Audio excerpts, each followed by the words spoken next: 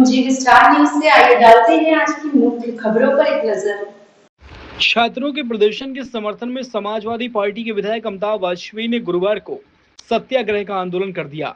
इससे पहले सुबह करीब 11 बजे उन्हें काकादेव स्थित उनके घर में नजरबंद किया गया। हालांकि इसके बावजूद वे घर से निकलकर चंद्रशेखर आजाद कृषि एवं प्रौद्योगिकी विश्वविद्यालय पहुंचे और चंद्रशेखर आजाद की प्रतिमा पर श्रद्धांजलि अर्पित की है। इस दौरान उनके साथ भारी संख्या में पुलिस बल मौजूद था, जिसके बाद उन्होंने अपनी अभिरक्षा में वापस उनके घर छोड़ा गया। विधायक अमिताभ वाजपेयी ने दोपहर 12 बजे से फूलबाग स्थित गांधी प्रतिमा पर एक दिन के लिए सत्याग्रह की घोषणा की थी। वहीं पर कई थानों के पुलिस, फायर ब्रिगेड और गाड़ियों और वरिष्ठ पुलिस अधिकारियों की तैनाती की गई। गौरतलब है कि यह कार्रवाई दिल्ली के जंतर मंतर पर चल रहे छात्र आंदोलन को लेकर की गई है। छात्र केंद्र सरकार की शिक्षा नीतियों और कथित नीट पेपर मामले लीक के मामले में शिक्षा मंत्री धर्मेंद्र प्रधान के इस्तीफे की मांग कर रहे हैं। इस आंदोलन में कई विपक्षी दलों का समर्थन प्राप्त है। वहीं वंचित बहुजन अघाड़ी प्रमुख प्रकाश अम्बेडकर ने 23 जुलाई को महाराष्ट्र बंद करने का आह्वान किया है। उन्होंने दिल्ली में छात्रों पर पुलिस की कार्रवाई की कड़ी निंदा की है। लगातार एक नई परंपरा आ गई है, कोई घोषित आंदोलन को रोकना नहीं चाहिए था, पर लगातार ये लोग रोकने की कोशिश करते हैं। कल भी इन लोगों ने हम लोगों को परेशान किया, टेंट साउंड का सामान उखाड़ के फेंक दिया, फूलबाग को सील कर दिया, जबकि घोषित आंदोलन था, शांतिपूर्ण था। कल भी हम लोगों ने उसका प्रोटेस्ट किया। आज जो हमारा घोषित आंदोलन, रात से मेरे यहाँ और मेरे सैकड़ों कार्यकर्ता साथियों के यहाँ फोर्स तैनात है। हालांकि सभी साथी इसलिए प्रसन्न है कि वो सब रजिस्टर्ड समाजवादी हो गए हैं और रजिस्टर्ड युवा के चिंतक हो गए हैं। लेकिन इस तरह से आंदोलन को कुचलना दमन का प्रतीक है और लगातार पुलिस कर रही है। मेरे घर पे भी पुलिस लगी थी, पर मैं इनको चकमा देके निकल भी गया था। आज चंद्रशेखर आजाद जयंती थी, मैंने चंद्रशेखर आजाद जयंती पर चंद्रशेखर आजाद जी की प्रतिमा पर पुष्पांजलि भी करी, पर मेरे निकल जाने से कई अधिकारियों कर्मचारियों पर कार्रवाई हो सकती थी। उनका व्यक्तिगत अनुरोध था। मैं किसी अधिकारी का विरोधी नहीं, सरकार का विरोधी हूँ, इसलिए एसीपी के अनुरोध को स्वीकार करके मैं वापस घर आ गया था। अब हम निर्धारित कार्यक्रम पर निकलना चाहते हैं।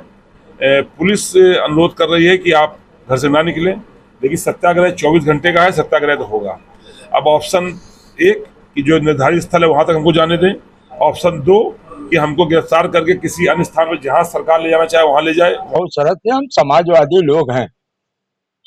दिल्ली में वहां पे जो हुआ है जंतर मंतर पर नौजवानों के साथ, छात्रों के साथ लाठीचार्ज के लिए है, जिसके लिए मैं पिछले 3-4 दिनों से बराबर प्रदर्शन धरना दे रहे हैं, जिसमें आप लोगों का सहयोग भी हमें बहुत मिल रहा है। क्योंकि जो वहां बच्चे के साथ हुआ है, वो बच्चे खाली समाजवादी पार्टी के नहीं थे। उन बच्चों के माताओं पिताओं ने भी हो सकता है भाजपा को वोट दिया हो।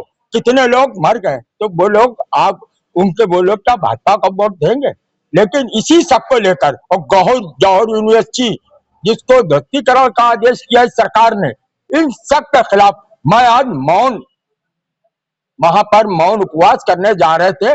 बाबा साहब भीमराव अम्बेडकर जी की प्रतिमा के पास नारायण पार्क में हमको यहाँ रात से पुलिस रोके हुए है।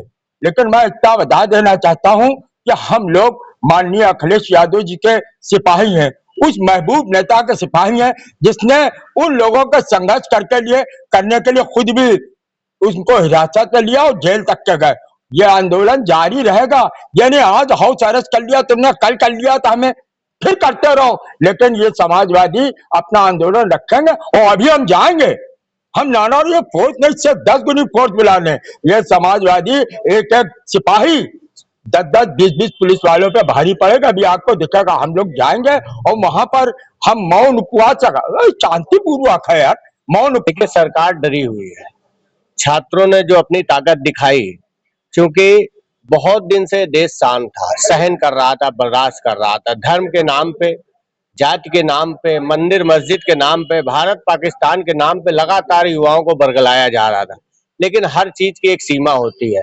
अब जिस हिसाब से 70 पेपर लीक हुए और करोड़ों छात्र प्रभावित हुए, बेरोजगारी चरम सीमा पे है, महंगाई चरम सीमा पे है और शिक्षा के नाम पे हिंदुस्तान में कुछ नहीं। जो धर्मेंद्र प्रधान, जिनका पूरा हिंदुस्तान का नौजवान इस्तीफा मांग रहा है, उनकी बेटी सबसे अच्छे विश्वविद्यालय में अमेरिका में पढ़ती है।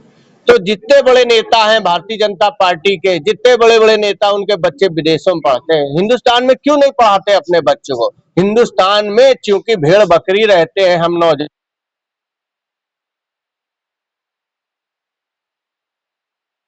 और छात्रों के ऊपर जिस तरह से बर्बरतापूर्वक लाठीचार्ज किया गया, उनके सर फोड़े गए, हमारी बहनों के वस्त्र फाड़े गए, आंसू गैस के गोले दागे गए, इसलिए आज पूरा हिंदुस्तान और समाजवादी पार्टी खास तौर से अखिलेश यादव, डिंपल यादव ने उस आंदोलन में आगे बढ़ के अहम भूमिका निभाई। ये पूरे आपके चैनलों के माध्यम से पूरे हिंदुस्तान ने देखा।